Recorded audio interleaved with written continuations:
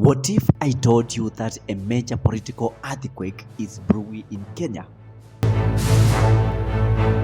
And the man at the center of it could be in handcuffs any moment now. Rigathi GACHAGUA. Now, who's going to protect us from this monster, Mr. Speaker, called Rigathi GACHAGUA? Who on earth is going to protect us from this monster, Mr. Speaker? Who's going to protect us? Because the government looks like it's unable to take an action against him. Once second in command is now the most controversial man in the country. By officers from the DCI who chased him, and he was able to escape using a motorbike with the help of the local constituents. His vehicle was impounded and his driver was arrested. That vehicle is still in the hands of the DCI. And today we reveal what President Ruto does not want you to know. GACHAGUA is not just a politician. He is a symbol. Since his dramatic impeachment in October 2024, his popularity has skyrocketed, especially in the mountain Kenya region. Arresting him now, that would spark a political war the government might not survive. And more so the Inspector General of Police, I know he hails from Madera also. But he must apply the law without fear or favor, Honorable Speaker. I saw in the news last night, Honorable Speaker, them saying that the lawyer has written to NCIC. NCIC did not summon a lawyer. They summoned a person who is not above the law. It's about time Wamunyoro be arrested. The Honorable GACHAGUA should be behind bars for the statements that he made. Should be a state guest, Honorable Speaker, latest this weekend. That is a state guest. He should be charged. He should be charged for incitement. Such a person is not a leader. He's a criminal, and we should be discussing how we should have him arrested and charged for those crimes, contrary to the NCIC Act. Mount Kenya sees him as a hero, a man who stood up against betrayal, corruption, and silence, and that is exactly what Ruto's inner circle is walking on eggshells. Officially, the government is accusing GACHAGUA of incitement, saying his 2027 election warning echo the chaos of 2007. But this really about peace, or is it about silencing a threat? This is not just a man with a black heart, but a very dark soul. Who the hell do you think you are that you can celebrate the death of Kenyans, calling it a Christmas party? Shame on you. Now, who's going to protect us from this monster, Mr. Speaker, called Rigathi GACHAGUA? Who on earth is going to protect us from this monster, Mr. Speaker? Who's going to protect us? Because the government looks like it's unable to take an action against him. Let us be honest. If every politician who incited tension was jailed, Kenya's parliament would be empty.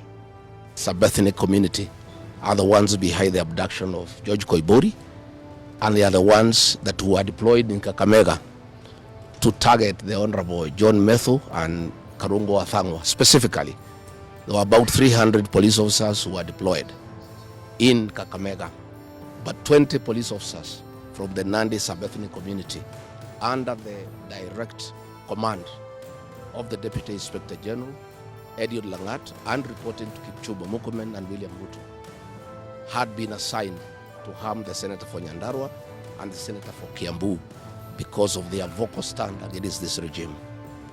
Let me say that I want to appeal to the international community to rescue this country.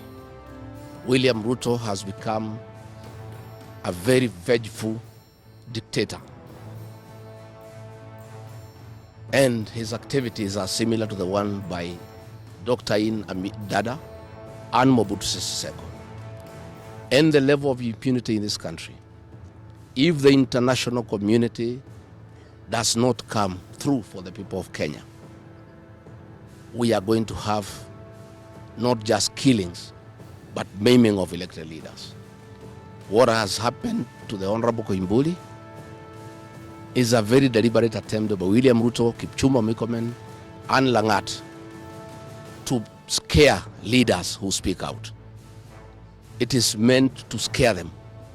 It is meant to sell them fear so that they can stop agitating for the liberation of this great republic. And I want to say, shockingly, even some of the Ruto's fiercest critics are siding with Gachagua, not because they like him, but because they are seeing something bigger, a government using arrests to intimidate and silence dissent. When the opposition and your base start chanting your name, you know something powerful is happening. Speaker, many of us were here in 1992 when there were clashes after elections. Many of us were here in 2007, 2008 when the clashes happened. Honorable Speaker, and all those times, Honorable Speaker, they arose because our members were dissatisfied with the process leading to the final outcome. Honorable Speaker, I will be reluctant to bash anybody who raises a red flag. Honorable Speaker, a forewarned is a foreprepared.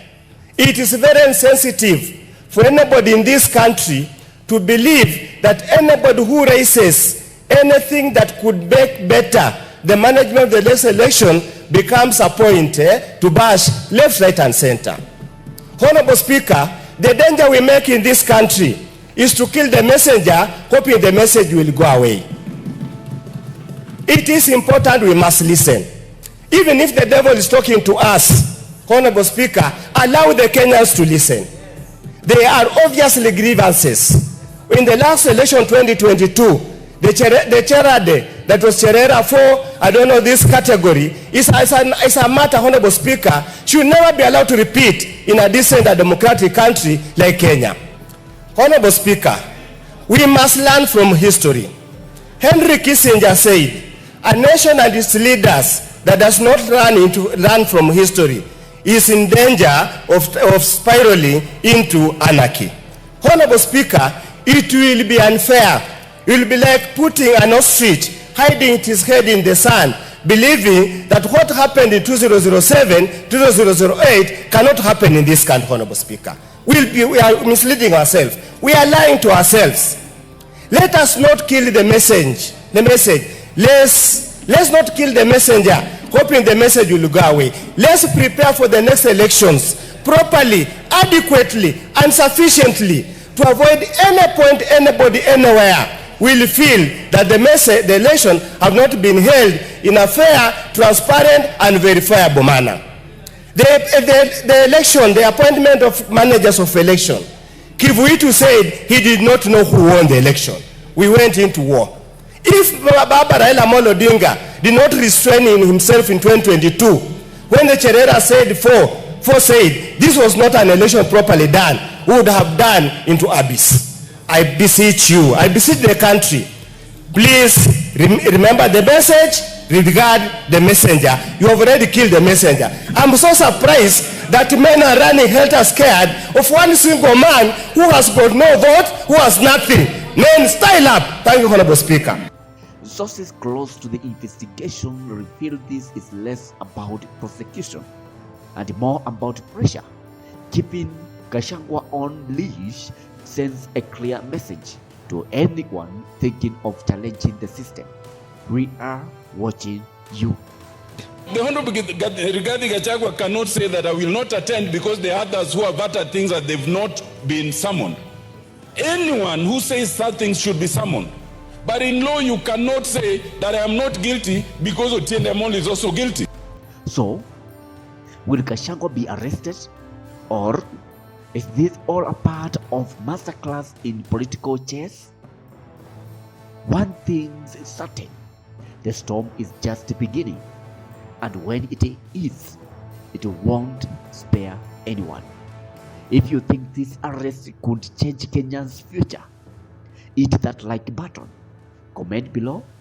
Should Gachagua be jailed or protected? And don't forget to subscribe, because this story is far from over.